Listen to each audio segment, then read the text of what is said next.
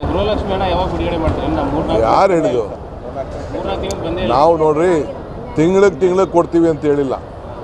ಹೇಳುವುದು ಒಂದು ಮಾಡುವುದು ಇನ್ನೊಂದು, ನಂಬುವುದು ಹೇಗೋ ಕಾಣೆ ಪದ್ಮಾವತಿ ಪತಿ. ಗೌರ್ಮೆಂಟ್ ದುಡ್ಡು ಬರ್ತಾ ಇರಬೇಕು, ನೀವು ಟ್ಯಾಕ್ಸ್ ಕಟ್ತಾ ಇರಬೇಕು, ನಾವು ಅದನ್ನು ಕೊಡ್ತಾ ಇರ್ತೀವಿ.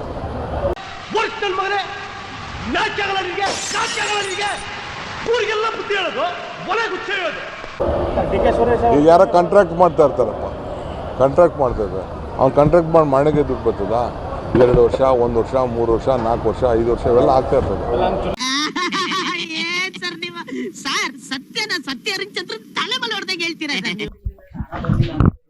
ಯಾವ ಹಣ ದುಡ್ಡು ಬೇಡ್ರಪ್ಪ?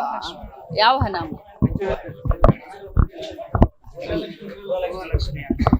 ಇಲ್ಲ, ಹಾಕಿದ್ದೀನಿ ದುಡ್ಡನ್ನ, ಜನವರಿವರೆಗೂ ಹಾಕಿದ್ದೀನಿ. ಇಂಥ ಪುಂಗಿ ಗಿರಾಕಿಗಳನ್ನ ಅದೆಷ್ಟು ನೋಡ್ಬಿಟ್ಟಿದ್ದೀನೋ ನಾನು. ಆದ್ರೆ ನನ್ನ ಲಿಂಕ್ ಎಷ್ಟು ದೊಡ್ಡದು ಅಂತ ಅದೆಷ್ಟು ನೋಡ್ಬಿಟ್ಟಿದ್ದೀನೋ ಇಂಥ ಪುಂಗಿ ಗಿರಾಕಿಗಳನ್ನ. ಇದನ್ನ ನಂಬಿಕೊಂಡು ಹೋದ್ರೆ ಅಷ್ಟೇ ಈ ಗಿರಾಕಿಗಳ ಪೊಟ್ಟು. ಫೆಬ್ರವರಿ ಮಾರ್ಚು, ಯಾಕಂದ್ರೆ ಮಾರ್ಚ್ ಎಂಡು ತಮಗೂ ಗೊತ್ತು, ಎಲ್ಲ ಬಜೆಟ್ ನ ಹೊಂದಿಸ್ಬೇಕಾಗಿರುತ್ತೆ. ಟ್ರೆಸರಿಯಿಂದ ಹೊಸ ವರ್ಷ ಇದಕ್ಕೆ. ಏಪ್ರಿಲ್ ಬಂದಿದೆ, ಈಗ ಏಪ್ರಿಲ್ ನಾವು ಬಿಲ್ ಮಾಡ್ತಾ ಇದ್ದೀವಿ. ಫೆಬ್ರವರಿ ಮಾರ್ಚ್ ಇದ್ದು ಹೊಂದಿಸ್ತಾ ಇದ್ದೀವಿ ಅಷ್ಟೇ. ಬರೀ ಡೌಗಳಿಂದ. Thank you. ಏನ್ ಹಾಗೇನಿಲ್ಲ, ಸರ್ಕಾರದ ಯೋಜನೆಗಳು ತಾವೆಲ್ಲ ಅರ್ಥ ಮಾಡ್ಕೊಳ್ಬೇಕು. ಪ್ರತಿ ತಿಂಗಳು ಬಂದು ಮೈಕ್ ಹಿಡಿಯೋದು ಅಲ್ಲ.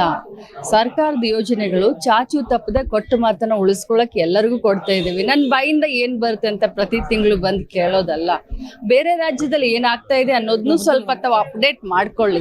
ನಾವು ಟೀಕೆ ಮಾಡೋರ್ಗೆ ಬೇರೆ ರಾಜ್ಯದಲ್ಲಿ, ಬಿಜೆಪಿಯ ರಾಜ್ಯದಲ್ಲಿ ಏನ್ ನಡೀತಾ ಇದೆ, ಮಹಾರಾಷ್ಟ್ರದಲ್ಲಿ ಏನ್ ನಡೀತಾ ಇದೆ, ಮಧ್ಯಪ್ರದೇಶದಲ್ಲಿ ಏನ್ ನಡೀತಾ ಇದೆ, ಬೇರೆ ರಾಜ್ಯದಲ್ಲಿ ನಮ್ಮ ಗ್ಯಾರಂಟಿಯನ್ನ ಟೀಕಿಸಿದಂಥವ್ರು ಡೆಲ್ಲಿನಲ್ಲಾಗ್ಲಿ ಬೇರೆ ರಾಜ್ಯದಲ್ಲಿ ಅವ್ರಿಗೆ ಏನ್ ಹೇಳಿದ್ರು, ನಮ್ಮ ಗ್ಯಾರಂಟಿನ ಟೀಕಿಸಿದಂಥವ್ರು ಅಲ್ಲಿ ಏನ್ ಕೊಡ್ತಾ ಇದ್ದಾರಾ ಇಲ್ಲ ಅನ್ನೋದನ್ನ ಮೊದಲು ಅದನ್ನ ನೀವೆಲ್ಲ ನೋಡ್ಕೊಂಡು ತಿಳ್ಕೊಳ್ಳಿ, ಆಮೇಲೆ ನಮ್ಮನ್ನ ಕೇಳಿ.